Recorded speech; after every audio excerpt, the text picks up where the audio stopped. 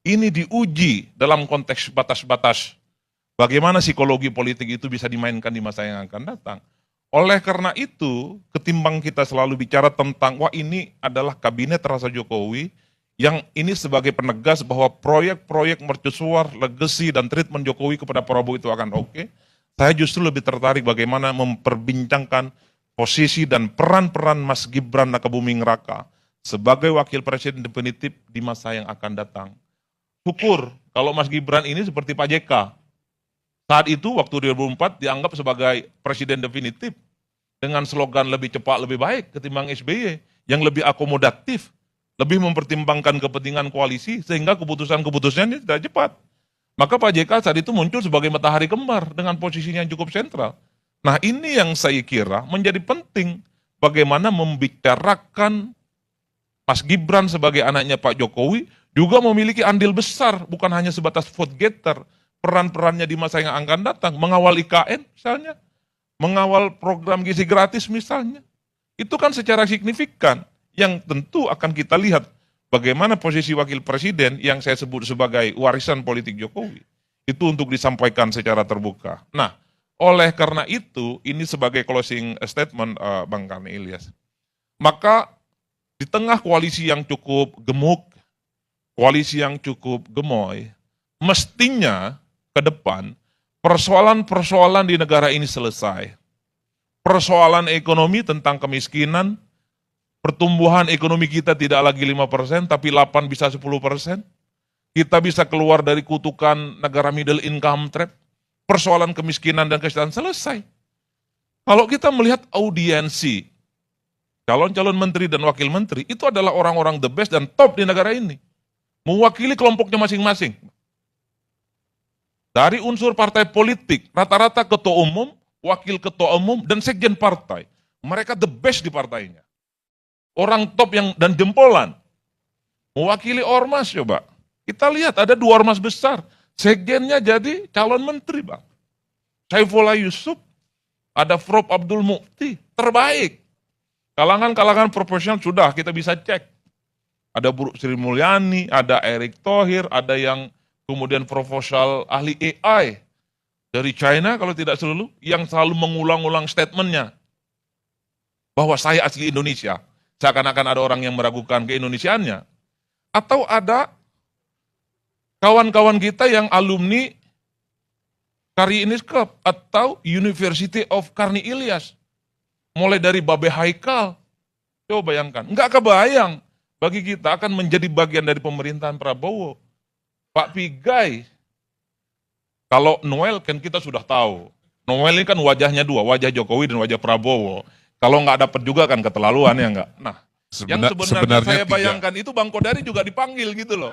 Dan ikut audiensi karena memang sejak awal selalu menjelaskan Jokowi dan Pak Prabowo itu satu bagian penting. Mungkin Bang Kodari ini ingin berjuang di mazhab yang lain, tidak harus menjadi bagian di dalamnya. Nah, yang ingin saya katakan adalah, mestinya ke depan kita tidak lagi ada persoalan-persoalan kebangsaan kita itu terulang. Berhentilah mengutuk kegelapan, kata Syahrir. Mari mulai nyalakan lilin di kemudian hari. Pertumbuhan ekonomi jangan hanya 5%, wajib hukumnya 8%. Apa yang kurang dalam postur kabinet 5 tahun ini Pak? Orang terbaik bos. Dukungan politiknya mayoritas. Semua partai mendukung. Kader-kader terbaik di situ. Ormas-ormas terbaik ada di situ. Lalu kurang apa lagi? Kelewatan kalau 5 tahun yang akan datang, semua visi misi, janji-janji, kerja-kerja itu tidak tuntas. Miskinan harus dihilangkan. Kalaupun toh tidak bisa dikurangi. Akses terhadap pendidikan dan pekerjaan itu semakin mudah. Tidak sulit seperti biasa. Harga-harga sembako jangan lagi fluktuatif. Jangan turun naik yang kemudian membuat masyarakat kita akan selalu menjerit di setiap hari. Itu yang sebenarnya menjadi penting. Karena semua instrumen, semua resource, dan kepentingan politik itu sudah terkonsolidasi mendukung Prabowo dan Gibran di 5 tahun. Tunjukkan ke saya mana ada di negara ini konsolidasi politik yang tidak dilakukan oleh Prabowo dan Gibran. Semuanya sangat konsolidatif. Mungkin ada kelompok-kelompok kritis dari kalangan kampus, akademisi, profesor, mahasiswa. Tapi kan suaranya sayup-sayup, tidak terlampau besar. Dan juga bukan menjadi ancaman dan gangguan. Hanya suara nyaring untuk mengingatkan supaya pemerintahan ke depan ini menjelaskan bagaimana program kerja dan visi misinya itu bisa tuntas. Meski harus kita akui pada seberang yang lain, inilah yang kemudian menurut Marcus Messner itu, kenapa koalisi mayoritas itu tidak inline dengan kualitas demokrasi? Karena kehilangan check and balances. Yang dikonsolidasi itu bukan yang kalah pilpres seperti PKS Bang Nasir.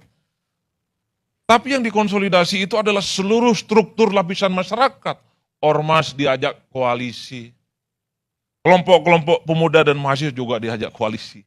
Sehingga kalau ada kebijakan-kebijakan politik DPR dan pemerintah, sekalipun tidak pro rakyat, itu tak akan ada yang berani melawan dan protes. Bisa kita cek sepanjang Jokowi jadi presiden, khususnya 2019 sampai hari ini, kita sangat jarang mendengar bagaimana civil society yang berasal dari ormas-ormas besar itu speak up secara signifikan, melakukan resistensi dan perkawaan. Inilah yang menurut Marcus Messner, efek bawaan dari koalisi yang cukup besar, dan koalisinya bukan hanya partai, tapi juga pada level ormas dan gerakan-gerakan civil society yang lain. Di seberang yang lain harus saya katakan bahwa saya agak sedikit terenyuh dan bahkan harus menahan nafas ketika beberapa waktu yang lalu kita berulang kali sering mendengar bonus demografi dan bonus demografi. Anak-anak muda harus diberikan kesempatan dalam semua lini kehidupan, termasuk politik. Kita bisa cek dari 108 orang yang berduyun-duyun 2 hari ke kediaman Pak Prabowo Subianto. Kok rasa-rasanya 99% adalah orang-orang itu saja, wajah lama yang kita dengar sejak 15 dan 20 orang tahun yang lalu. Seakan-akan di negara ini nggak ada orang lain selain mereka. Padahal kalau mau jujur, cari orang-orang terbaik di negara ini, insya Allah banyak stoknya, resource-nya banyak. Misalnya contoh, Menteri Ekonomi. Seperti Bu Sri Mulyani, harus saya katakan, ini menteri di semua presiden. Menteri yang hidup di semua presiden. Emang tidak ada yang lain menteri kayak gitu. Bahwa Bu Sri Mulyani punya kapasitas, kompetensi, pengakuan internasional, iya, nggak ada yang bisa bantah. Tapi pertanyaannya adalah, apakah hanya Bu Sri Mulyani di negara ini yang kayak gitu?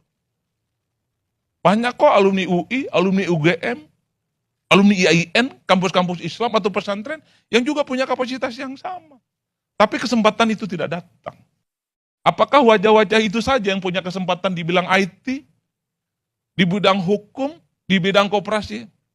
Banyak kalau kita mau steril. Yang ingin saya katakan adalah, kalau kita mau bicara tentang bonus demografi, lihatlah bagaimana rekrutmen dan struktur kepemimpinan kita selama 15, 20 dan hari ini.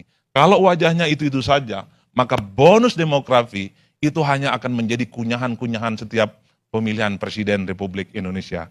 Terima kasih. Assalamualaikum warahmatullahi wabarakatuh. Bentar, Bang, saya ingin menyela sedikit ya. Tadi ada yang disampaikan oleh Adi yang menarik bahwa tidak terlalu berlebihan atau apa tadi istilahnya, kalau masih ingin mencoba mengidentifikasi dan melihat wajah Jokowi pada menteri-menteri ini. Udah selesai itu. Setelah selesai dilantik nantinya, yang namanya loyalitas itu akan, semuanya akan pada Pak Prabowo. Sekarang nunggu apa yang akan dilakukan oleh Gibran. Tampaknya saya agak berbeda pada bagian itu. Justru sebaliknya, kenapa kemudian tampak Pak Jokowi itu begitu, meskipun sekali lagi, banyak pihak mengatakan terlalu berlebihan kalau mencoba mencari seberapa jauh campur tangan Jokowi pada menteri-menteri yang diajukan kepada Pak Prabowo itu. Saya mengatakan gini, justru di situ persoalannya. Kalau kita mau mengakui sebenarnya bahwa ini agak berlebihan ya, saya harus mengatakannya, tapi itu yang dibaca banyak orang. Sebenarnya Gibran itu di samping Pak Prabowo itu telah selesai. Maka kemudian Pak Jokowi itu, kenapa sampai harus ada menteri-menteri di sekitar, menteri-menteri itu adalah orang-orangnya adalah untuk menjagain Gibran di situ. Seorang tokoh memberitahu pada saya bahwa pernah Pak Jokowi menyampaikan bahwa ini harus dilakukan, siapa yang menjagain Gibran nantinya. Terkonfirmasi soal itu. Maka Mas Adi, saya ingin mengatakan bahwa kehadiran orang-orang dari pemerintahan Jokowi di sekitarnya Pak Prabowo itu untuk menjaga Gibran, bukan sebaliknya. Dan kita tahu kan, kita harus jujurlah. Bangsa ini harus berhentilah untuk saling menyenang-nyenangkan satu sama lain. Kita bicarakan apa problem kita. Bagi saya pribadi, Gibran itu bukan jawaban bagi masa depan kita. Terima kasih. Baik. Ya tapi apapun, saya jadi optimis lagi dengan Adi uraiannya. Cuma ya terus terang ya, 2 hari ini saya nonton TV, nunggu-nunggu wajah kader atau alumnus ALC juga yang garis keras membela Jokowi dan Prabowo. Kodari. Kok nggak dipanggil, saya jadi bingung juga. Saya nggak mungkin tanya Pak Prabowo malam ini kan. Maka saya tanya kepada